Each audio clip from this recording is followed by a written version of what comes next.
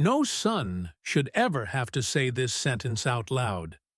A fake HOA security guard tased my dad on a public trail. But here we are, and trust me, that's not even the wildest part of this story. It started like any normal Saturday morning. My dad, Earl Fletcher, 68, retired, well, technically retired, was walking next to me, sipping gas station coffee like it was imported espresso. We were on a neighborhood trail, 3 blocks from our house. Birds chirping, breeze blowing, peaceful. Then, zap, a crack of yellow wires, a flash, a thud. My dad hit the gravel like he'd been struck by lightning in a sweater vest. No warning, no conversation, just bam, down. Behind us? A man.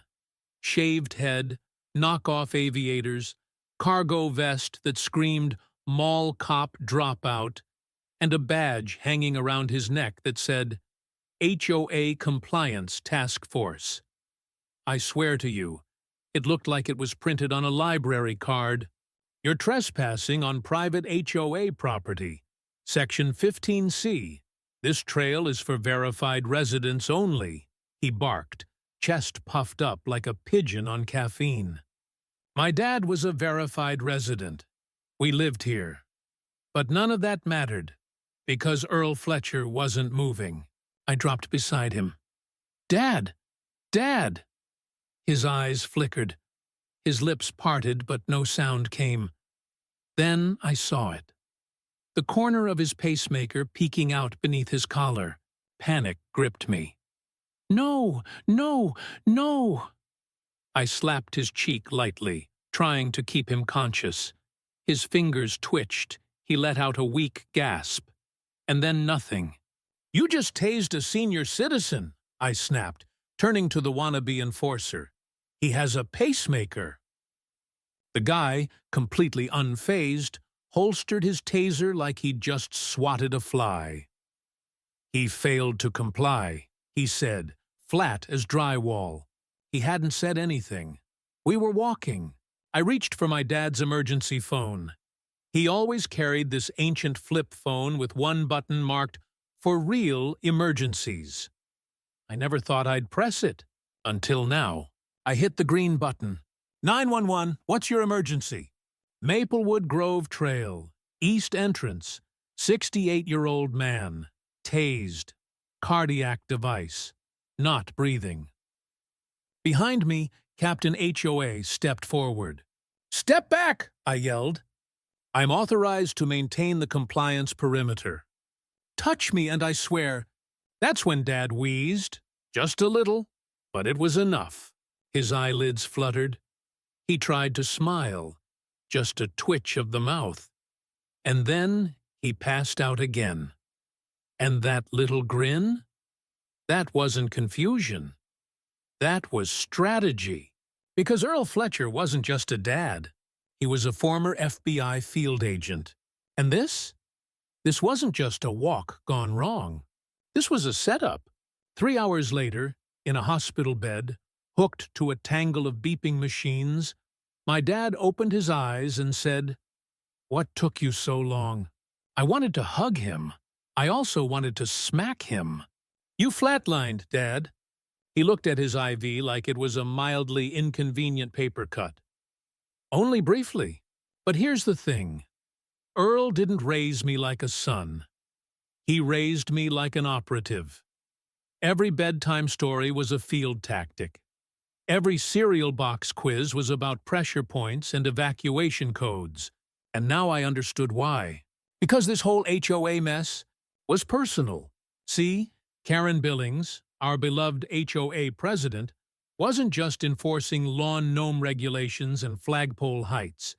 She'd been consolidating power for years, quietly rewriting bylaws, staging low-attendance votes, manipulating proxies, and now she was using guys like Bradley to enforce her rule. Not with reason, but with fear. And my dad? He'd been watching her, mapping out her tactics, tracking every shady citation, every bogus fine.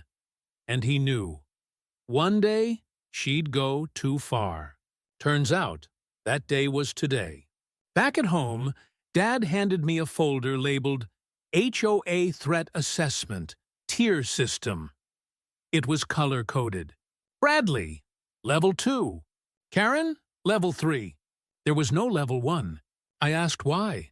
He just sipped his coffee and said, "Because we haven't met them yet." The next morning, Karen showed up at our doorstep, clipboard in hand, sunglasses on. That condescending smile that says, "I'm here to ruin your weekend." "Well," she chirped, "heard there was a little incident. Just wanted to offer support. And maybe go over a few guidelines you and your father seem to have forgotten." I didn't say a word, just took the fake citation she handed me and shut the door in her face. Later that afternoon, I found a small blinking light behind our hedge. Bradley had planted a surveillance cam on our property. That's when I knew we weren't just being harassed, we were being hunted. So I did what my dad taught me. I called Fox. No, not the news channel. Fox, capital F, code name, X Intelligence. "You're calling about Bradley?" he said. "Yeah. We've been tracking that guy." Turns out, this wasn't the first time Bradley had pulled this act.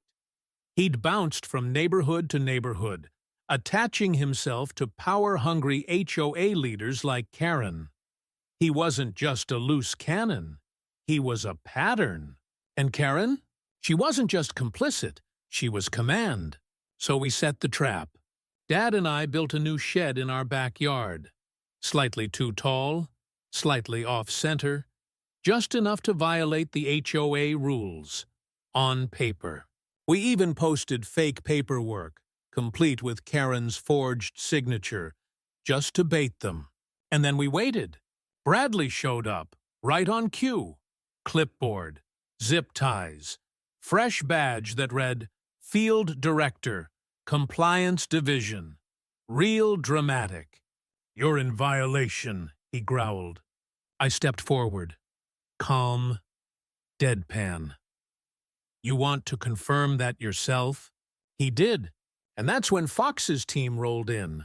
Plain clothes, calm, no shouting, just business. They hit Bradley with the charges: impersonating a federal officer, illegal surveillance, assault with a restricted weapon. Bradley panicked, tried to run, didn't make it 3 feet before he was face down in our lawn. And Karen? Oh, she ran. Not away, no, she showed up trying to spin the narrative. "This is sovereign HOA ground. You have no jurisdiction." Fox just tilted his head. "Do you even know what those words mean?" And then the best part? The HOA vice president, a man named Doug who still wore socks with sandals, stepped forward and said, "I move to dissolve the current HOA board." Karen froze. Another neighbor seconded it. And then hands went up, one by one. Unanimous. Karen was out. Bradley was cuffed. And the neighborhood? Finally free. But here's what really ended her reign. Not the yelling. Not the agents. It was the paper trail. We found records of thousands in compliance payments to Bradley's fake company. Funds redirected to Karen's cousin's catering business. Fake maintenance on HOA trucks that never existed. She didn't just break rules. She weaponized them. And the most damning note? Keep them scared, keeps the others quiet. That line right there, that ended it. Karen never showed her face again. Her house sat dark, porch empty, clipboard untouched. But the real ending? That came weeks later. A neighbor knocked on our door. Not to complain, not to cite a rule, just to ask, "Hey, does this count as a violation?" I realized something that day. This wasn't about HOAs or fences or tomatoes growing over a setback line. It was about fear. about people who use rules to control, and people who stand up to say, "Not today." My dad passed me his old FBI badge last week. It was half faded, the photo barely visible. But when he handed it to me, he said, "You earned this, not because you fought, but because you ended it the right way." So, yeah, this wasn't supposed to be my fight. But sometimes the fight finds you anyway. And when it does, you don't just push back. You document everything. Then you burn it all down, quietly, legally, and loud enough that they never try it again.